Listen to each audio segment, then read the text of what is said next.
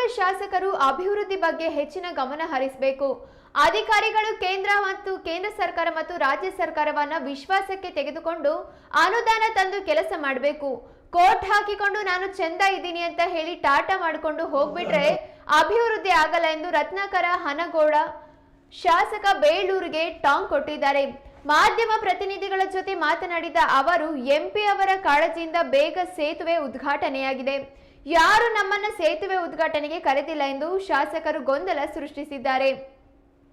ಹೊಳೆ ತುಂಬಿ ಜನರಿಗೆ ತೊಂದರೆ ಆಗುತ್ತದೆ ಎಂಬ ಉದ್ದೇಶದಿಂದ ಎಂಪಿ ಅವರು ಗಡ್ಕರಿ ಅವರ ಜೊತೆ ಮಾತನಾಡಿ ಶೀಘ್ರ ಸೇತುವೆ ಉದ್ಘಾಟನೆ ಮಾಡಿದ್ದಾರೆ ಎಂದು ಹೇಳಿದರು.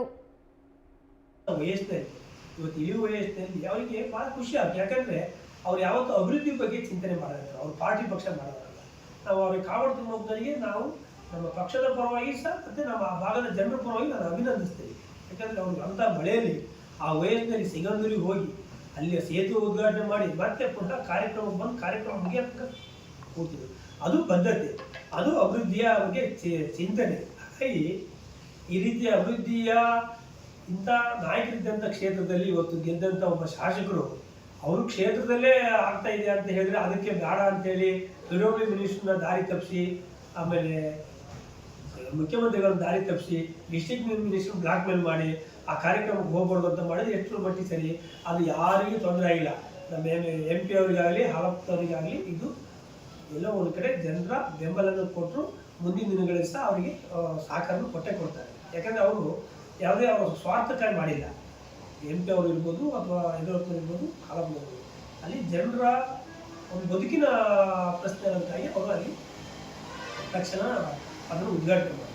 ಹಾಗಾಗಿ ಈ ಶಾಸಕರು ಏನು ಹೇಳ್ತಾರೆ ಅಂತ ಅದ್ರ ಬಗ್ಗೆ ಮತ್ತೆ ನಮ್ಮ ಹಾಲಪ್ಪರೆಲ್ಲ ಹೇಳಿದ್ದಾರೆ. ನಾಯಕರು ಏನು ಹೇಳ್ತಾರೆ ಅಂತಲೇ ಗೊತ್ತಿಲ್ಲ ಅದಕ್ಕೆ. ಆದರೆ ಈ ಶಾಸಕರು ಮಾತ್ರ ನಮ್ಮ ಡಿಸ್ಟ್ರಿಕ್ಟ್ ಮಿನಿಸ್ಟ್ರು ಯಾಕೆ ಅಂತ ಈ ಥರ ಮಾಡ್ತಾರೆ ಗೊತ್ತಿಲ್ಲ.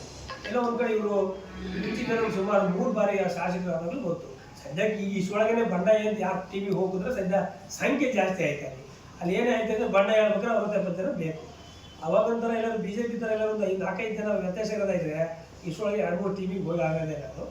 ಹಾಗಾಗಿ ಆ ದೃಷ್ಟಿಯಿಂದ ಇವರ ಈ ರೀತಿಯ ವರ್ತನೆಗಳು ಈ ಜನರಿಗೆ ಮಾಡಿದಂಥ ದ್ರೋಹ, ಈ ಕ್ಷೇತ್ರದ ಜನರಿಗೆ ಮಾಡಿದಂಥ ದ್ರೋಹ.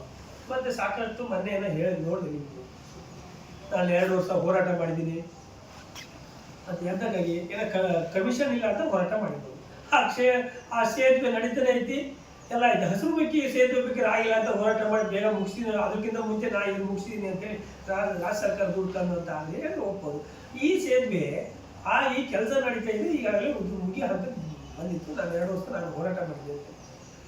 ಇವು ಹೋರಾಟಗಳೆಲ್ಲ ಯಾವುದಕ್ಕೆ ಅಂತ ಹೇಳಿ ಜನರಿಗೆ ಆಲ್ರೆಡಿ ಗೊತ್ತಾಗಿದೆ. ನಾವು ಸಂಸದರಿಗೆ ಮತ್ತು ನಮ್ಮ ನಾಯಕರು ಹಲವರಿಗೆ ಹೇಳೋದೇನಪ್ಪ ಅಂದರೆ, ಈ ಯಾವುದೇ ಕಾರಣಕ್ಕೂ ಇವ್ರು ಯಾರು ಬಂದಿಲ್ಲ ಅಂದರೂ ಸಹ ನಿಮ್ಗೆ ಜನ ಸಹಕಾರ ಕೊಟ್ಟಿದ್ದಾರೆ. ತಾವು ಇಂಥ ಅಭಿವೃದ್ಧಿ ಬಗ್ಗೆ ಈಗ ಜನ ಒಂದು ಸಂದೇಶ ಕೊಟ್ಟಾರೆ, ಅಭಿವೃದ್ಧಿ ಬಗ್ಗೆನೇ ನಾವು ಸಹಕಾರ ಕೊಡೋದು, ಅಭಿವೃದ್ಧಿ ಮಾಡೋದರಿಗೆ ನಾವು ಸಹಕಾರ ಕೊಡೋದು ಅಂತೇಳಿ ಇವ್ರು ಏನು ಹೇಳಿದ್ರು ಸಹ ಜನ ಬಂದು ಸಹಕಾರ ಕೊಟ್ಟಿದ್ದಾರೆ. ನೀವು ಈ ರೀತಿಯ ಅಭಿವೃದ್ಧಿ ಬಗ್ಗೆನೇ ಚಿಂತನೆ ಮಾಡಿರಿ. ಈ ರೀತಿಯ ಕೇಂದ್ರ ಸರ್ಕಾರದ ಸಾಕಷ್ಟು ಅನುದಾನ ತಂದು ಈ ಶಿವಮೊಗ್ಗ ಕ್ಷೇತ್ರಕ್ಕೆ ಅಭಿವೃದ್ಧಿ ಮಾಡಿ ಜನ ನಿಮ್ಮ ಜೊತೆ ಸಹಕಾರ ಇರ್ತಾರೆ. ನಾವೆಲ್ಲರೂ ಸಹ ನಮ್ಮ ಪಕ್ಷದ ಮುಖಂಡರು ಸಹ ನಿಮ್ಮ ಜೊತೆ ಸಹಕಾರಿಯಾಗಿ ಇರ್ತಾರೆ. ನೀವು ಯಾವ ಕಾರಣಕ್ಕೂ ಇಂಥ ದೊಡ್ಡ ಬೆದರಿಕೆಗಳಿಗೆ, ಇಂಥ ಬ್ಲಾಕ್ ಮೇಲ್ಗಳಿಗೆ ನೀವು ಯಾರಿಗೂ ನೀವು ಹೆದರಾಂತ ಅವಶ್ಯಕತೆ ಇಲ್ಲ. ಯಾಕಂದರೆ ನಿಮ್ಮ ಕೆಲಸಗಳನ್ನು ನೋಡಿ, ಈ ಅಭಿವೃದ್ಧಿ ಬಗ್ಗೆ ಚಿಂತನೆ ನೋಡಿ ಇವತ್ತು 4 ಬಾರಿ ಆಯ್ಕೆ ಮಾಡಿದ್ದಾರೆ. ನೀವು ಇರೋವರೆಗೂ ಸಹ